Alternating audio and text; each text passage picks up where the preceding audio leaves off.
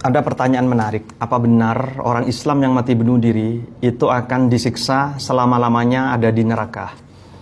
Pertanyaan ini muncul karena ada hadis Nabi yang diriwayatkan oleh Imam Bukhari, kurang lebih yang bunyinya seperti ini: man taradda min jabalin faqatala nafsahu fahuwa fi nari jahannam yataradda fihi khalidan mukhalladan fiha abada, al-hadisah.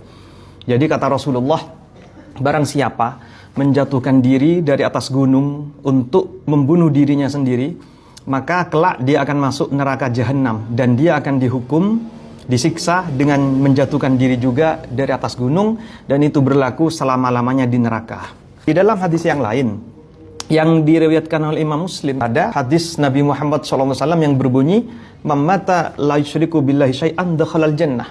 Barang siapa yang mati dalam posisi tidak musyrik kepada Allah, maka akhirnya dia pasti akan masuk ke dalam surga. Dalam membahas hal ini, tentu saja kita tidak bisa langsung mengambil kesimpulan hanya berdasarkan satu atau dua hadis saja. Kita harus mensinkronkan beberapa hadis untuk kemudian bisa kita ambil kesimpulan secara komprehensif. Di antaranya adalah hadis yang ada di dalam kitab Sahih Muslim. Babud dalili ala anna qatila nafsi la yakfur.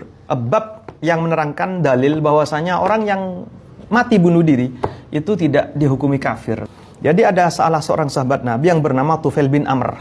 Dia berangkat hijrah bersama Rasulullah, juga dia mengajak sahabatnya, salah seorang lelaki dari kaumnya sendiri.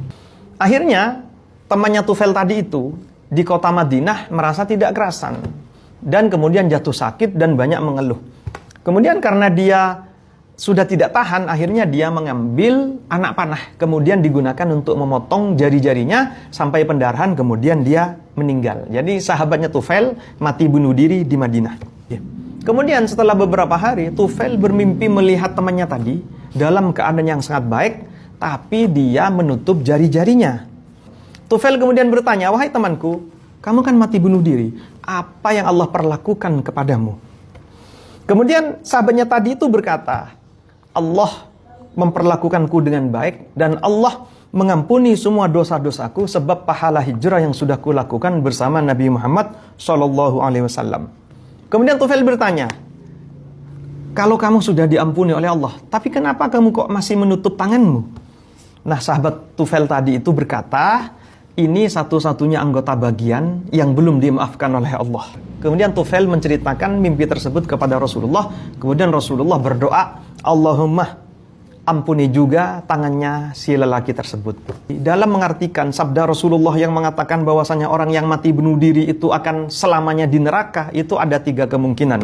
Kata Imam Nawawi di dalam kitab Syarah Sahih Muslim, ahaduha annahu mahmulun ala man fa'ala dzalika mustahillan ma'a ilmihi bitahrim fahada kafirun wa hadhihi uqubatuhu. Yang pertama, Rasulullah bersabda bahwa orang yang mati bunuh diri itu akan selama-lamanya ada di neraka. Itu bagi orang yang menganggap bahwasanya bunuh diri itu halal. Jadi dia sudah menghalalkan sesuatu yang jelas haram, dan itu hukumnya bisa menyebabkan murtad, akhirnya dia masuk neraka selama-lamanya. Wasani annal murada bil khuludi tulul muddah wal iqamah al mutatawalah la haqiqatud dawam. Kama yuqalu khalladallahu mulkas sultan. Jadi pendapat yang kedua, Rasulullah menggunakan diksi selamanya di neraka. Itu bukan selamanya dalam makna hakikat, tapi itu adalah isyarah bahwasanya dia akan berada sangat lama di neraka, sampai saking lamanya diibaratkan selama-lamanya. Wasalisu anna hadza jazaohu walakin takarrama subhanahu wa ta'ala fa akhbara annahu la yakhludu fin nari man mata musliman. Pendapat yang ketiga mengatakan bahwasanya memang balasan orang mati bunuh diri itu sebenarnya adalah masuk neraka selama-lamanya.